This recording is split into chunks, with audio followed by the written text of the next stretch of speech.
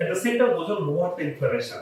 You can heal the organs. আমরা যারা বাংলাদেশে যারা সিরিয়াস পেশেন্ট কোভিড তাহলে একটু ওজন থেরাপি দেন, ইনস্ট্যান্টলি ভাইরাস লোডটা অনেক কমে যাবে। আমার থাইরয়েড প্রবলেম হয়েছে, মাইগ্রেনের প্রবলেম ছিল, ফুল অ্যালার্জি ছিল, আমার শরীরে শক্তি কমে গিয়েছিল। আমি যখন কিছু ওজন থেরাপি আর ব্রিথিং এক্সারসাইজটা ভালো করে কন্টিনিউ করি, তখন দেখা গেল যে আমার মাইগ্রেনের প্রবলেম আল্লাহর রহমতে একদম চলে গেছে। মনে হচ্ছে যেন হঠাৎ করে উধাও হয়ে গেছে। আমার সবচেয়ে বড় সমস্যা ছিল ডায়াবেটিস, দুর্বলতা, হজমের সমস্যা, এগুলো ছিল। ওজন থেরাপির ব্যাপারে মানসিকভাবে এত ভালো লাগে, বললাম না, আমার উঠতে মন চায়, পাখির মতো উঠতে মন চায়। Thank you doctor Mojibul Haque. আমি রেজাল্ট করি, আমি হচ্ছে অফিসে in charge institute technology transfer innovation.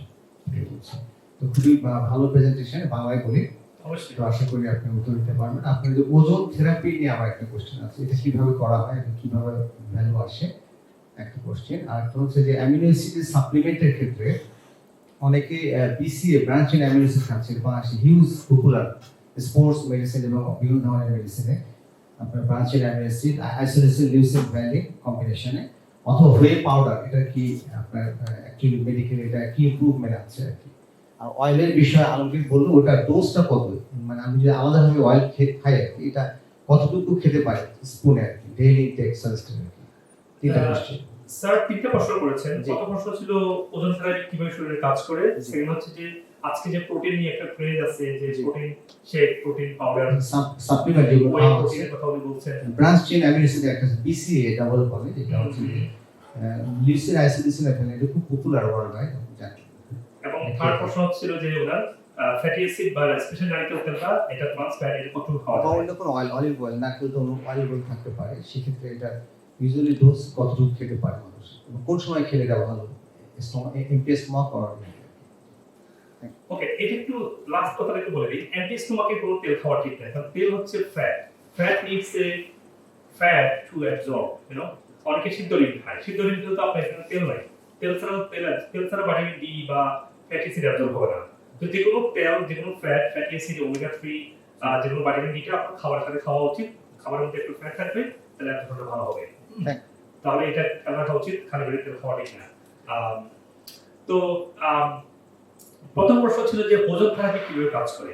ওজন থেরাপি হচ্ছে যে অক্সিজেন মলিকিউল, দুটো অক্সিজেন সাথে একটা extra active oxygen atom add করা হলো। ওই এক্সট্রা অ্যাক্টিভ অক্সিজেনটাই বেশ পাওয়ারফুল, বেশ reactive. It reacts straight to the blood cell, straight to the lipid, straight to the makes a ROS, oxidative stress তৈরি করে to start the healing processes. এবং তো এটা কি করে, এটা বডি ইমিউন সেল তৈরি করে, NF2 যে ফ্যাক্টর তৈরি করে, এটা এর মাধ্যমে body its own immune cell stem cell তৈরি করে। এটা যেটা করে, এটা সেলফ স্টিম সেল তৈরি করার কারণে যে organ base under working organ আছে, সেই আন্ডার ওয়ার্কিং অর্গানটা it can start regrow and regenerate. At the same time ওজনের যে থার্ড অক্সিজেনটা আছে, এটা so active, it directly bind with the excessive pathogens and viruses so that শরীরে viral load, pathogen growthটা কমে যায় এবং এটা ক্লিন করে দেয়। At the same time, ওজন lower the inflammation, it can heal the organs. তারপরে এখন কোভিড পেশেন্টরা, আমি তো কালকে তো বেশ প্রতিদিন কয়েকটা টিভি ইন্টারভিউ দিতে হয়, কালকেও অ্যাটলিস্ট দুইটা বা তিনটা ইন্টারভিউ ছিল। এই কথাটা আমি বারবার বলছি, আপনারা যারা বাংলাদেশে যারা সিরিয়াস পেশেন্ট কোভিড, তাহলে একটু ওজন থেরাপি দেন, ইনস্ট্যান্টলি ভাইরাস লোডটা অনেক কমে যাবে।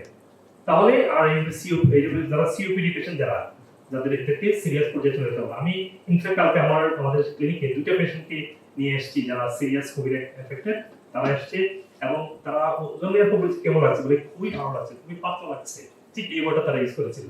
Thank you. সেকেন্ড কোশ্চেন ছিল প্রোটিন। ইয়েস, আমি বাংলাদেশে দেখছি এটা, বাংলাদেশে আমরা এখনো প্রোটিন, রিয়েল মেডিসিনাল প্রোটিনটা ইনপুট করতে পারিনি। তো আমি ধারণা বুঝতে পারি বাংলাদেশের মানুষের ইনফ্লামেশন খুব বেশি, বডি ডিফেক্টিভ অর্গানগুলো খুব বেশি পরিমাণে।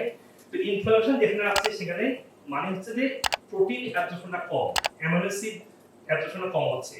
সেখানে এই উনি যেটা বলছেন ওই প্রোটিনটা number 1 of course worldwide very famous, এবং আমার আমেরিকান সেন্টারে আমি ইউজ করি এটাতে। তো প্রোটিনটা খুব ইম্পর্টেন্ট এবং এবং কিন্তু সমস্যা হচ্ছে এটা হয়ে গেছে একটা বিজনেস। আপনি যে কোনো জায়গা থেকে আপনি যদি একটু এখন প্রোটিন মানে বিক্রি করেন, মানুষ খাবে। হ্যাঁ, তো আমরা একদম টেস্ট করার উপায় আছে। এখন মানুষ এটা দ্বারা প্রতারিত হচ্ছে, এই যে যেখান থেকে তৈরি করা একটু সাবধানে খেতে হবে। আর ব্র্যান্ড একটু ভালো হয়। আর আমি কোন ব্র্যান্ড ভালো জানি না, তবে শুনছি অনেকগুলো স্টোর বাংলাদেশে নিয়ে আসছে। এখন যদি পান এল গ্লুটামিনটা সবচেয়ে ভালো।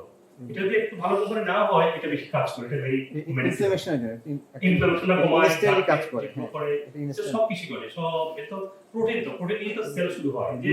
যে বলেছি প্রতিদিন 20 বিলিয়ন সেল তৈরি হয়।